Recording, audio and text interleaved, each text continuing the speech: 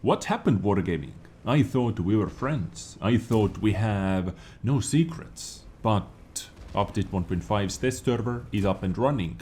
But I had absolutely no idea that Update 1.5 is going to be live yesterday. Yes, they actually made the public test server available yesterday, after I made my Swedish Siege Mode Medium Tank introduction episode for you, and it turns out I am actually able to show some gameplay action for you as well. But in today's episode I am actually going to focus on this kinda mega update 1.5, because we have so many things that I didn't know are coming with update 1.5 in this patch, which is just awesome and unexpected and crazy, kinda crazy as well. So in today's episode I am going to let you know everything you need to know about update 1.5, a brief overview about this upcoming patch, which is, as I said once again, mega update, including Swedish medium tanks, new siege mode Swedish medium tanks, Swedish heavy tanks rebalance, excluded maps, World of Tanks Premium Account, new Premium Account changes, separate Premium Account for the World of Tanks, SPG Rebalance, ranked battles, tanks for bonds, and overall tank rebalancing. Type 4, Type 5 and FE45 are going to be balanced. So let's go over them one by one, and let's start with Swedish medium tanks. So as I talked in my previous episode, literally in my previous episode, they are going to release 3 brand new Swedish medium tanks with brand new mechanic. It is not exactly the same to the already existing Swedish tank destroyer siege mode, because this one is going to be automatic if you drop if your speed drops below 10 kilometers per hour. As you can see from here, it automatically activates that siege mode, and if you move faster than either 19 kilometers per hour or I think it was 23 kilometers per hour for a tier 10 one, then you leave that siege mode. But what his ultra sexy siege mode gives you is -13, up to -13, 1 and 3 degrees of gun depression if you face the virtual enemies just in the front of the vehicle. So super crazy, and of course guys, of course you can wait my preview episodes about those vehicles fairly soon. So hit that subscribe button and hit that notification bell, so you are actually going to be notified on YouTube, nowhere else. This actually only notifies you on YouTube whenever I upload yet another episode. It is really important. Click that bell button, please do it. Join with the notification squad. Swedish heavy tank rebalance. I have also kept you kinda up to date what Wargaming is or was thinking about doing to the Emil 1, Emil 2 and Grand 1, because those 3 heavy tanks, autoloading heavy tanks, were not in the meta. I think Emil 1 saw the most action, I don't know even why, or maybe Emil 2, but Grand 1 in tier 10 you super rarely were able to see that. So they decided to rebalance the entire heavy tank branch, because the Swedish branch is actually kinda weird. We have completely finished tank destroyer line, yes, but the heavy tank branch actually starts with some light tanks, then medium tanks up to tier 7, and then tier 8, tier 9 and tier 10 are heavy tanks, Emil 1, Emil 2 and Grand 1. So they decided to buff the DPM on Emil 1 a bit. They removed 1 shell, but it gained extra alpha damage. Reload time for the full magazine is a lot faster, and sadly what I do not see over here is accuracy boost or aiming time boost, because this was the biggest grind in the community with all those Swedish heavy tanks actually. The aiming time, gun handling was super derpy. And reload time between every single shot as well, of course. On Emil 2, quickly DPM, a lot better DPM. This is actually crazy good DPM. Shells in the magazine 3, once again -1 shell, extra alpha damage. Reload time between shots is faster, full reload time is a lot faster. Ammunition and engine power, but once again no aiming time or accuracy buff. So this TPM, sometimes it really does not matter. That extra TPM does not matter if you're not able to aim at weak spots, if you're not able to hit your shots in the first place. But don't worry guys, once again, my episode about buffed Swedish heavy tanks is also in the making already, so stay tuned for that. And finally, the cherry on the top of the cake, tier 10 Granvan, a lot better TPM, close to 3000 TPM, -1 shell, better alpha damage, better reload time for both versions. So this is Patchet's reload time, so nice. Extra engine power as well, 110 horsepower better engine. So power to weight ratio is better, acceleration is better, climbing speeds are better, mobility is a lot better. And turret traverse speed as well, and extra shells in the magazine, because most likely you're able to empty them faster than previously. So really excited about that, but not super excited to see no buffs to the aiming time and overall gun handling. But I guess if you buff the TPM so much, plus everything else, maybe it becomes way too overpowered, especially on ridgeline fighting, or in the ridgeline fighting. Next new feature, which I have covered as well, Excluded Maps. I have no idea when they are going to add Excluded Maps into this game, but seems like with update 1.5, so yet another crazy and requested feature. So how it works is simple.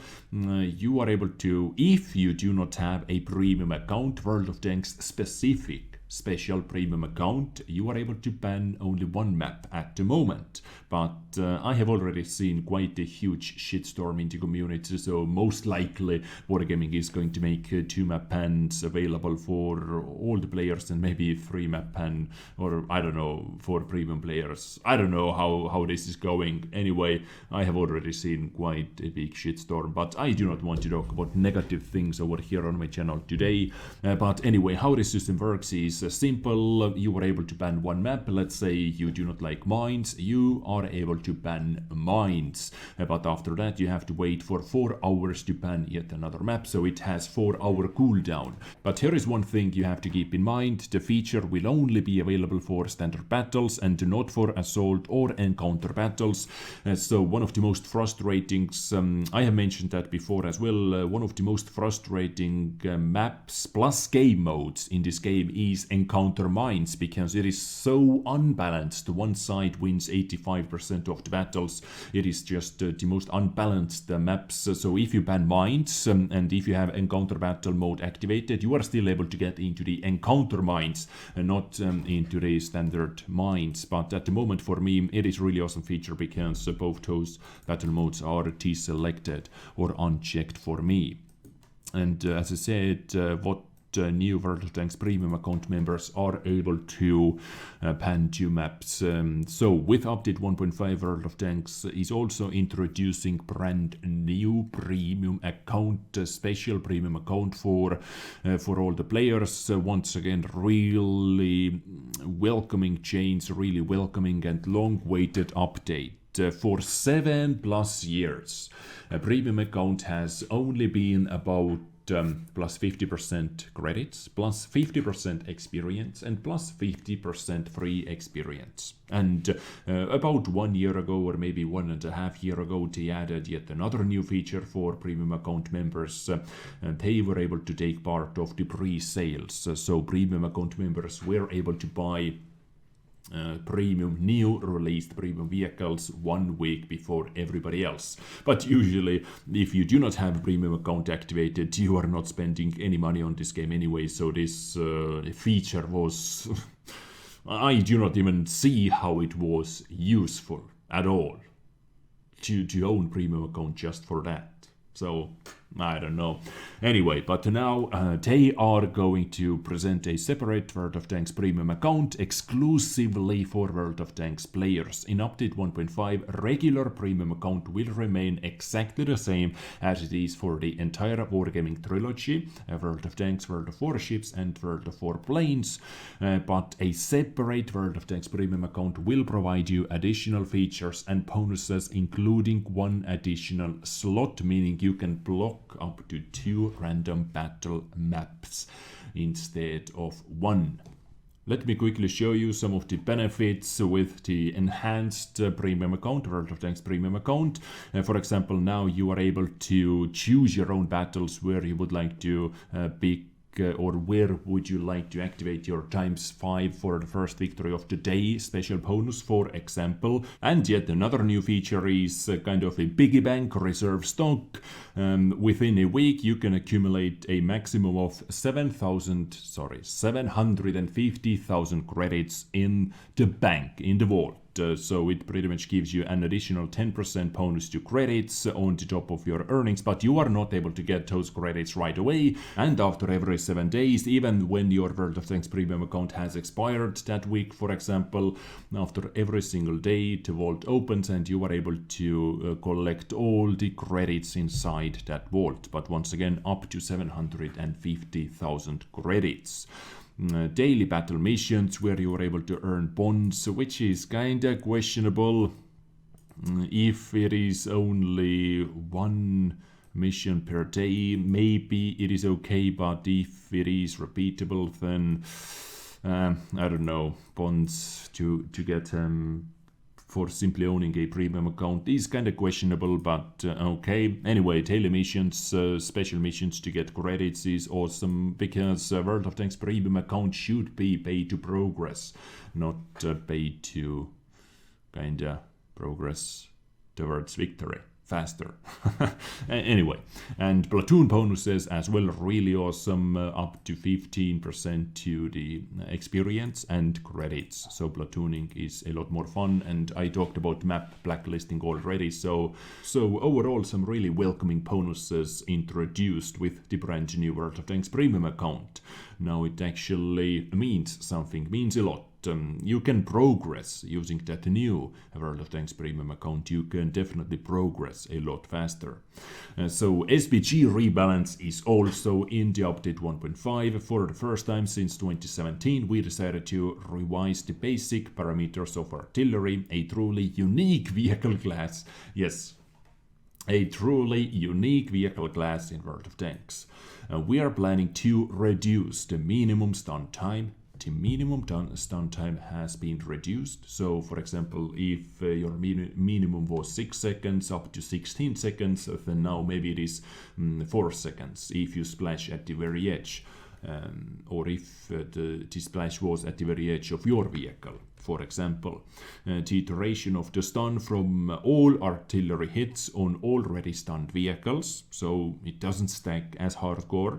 They are also reducing T-stun time when an SPG shell hits a vehicle which is already under the effect of a stun, if this machine is equipped with a spall-liner. So spall-liner means more, works better, I think. So those two are kind of the same. The amount of damage at the edge of the splash. So splashing doesn't hurt so much anymore.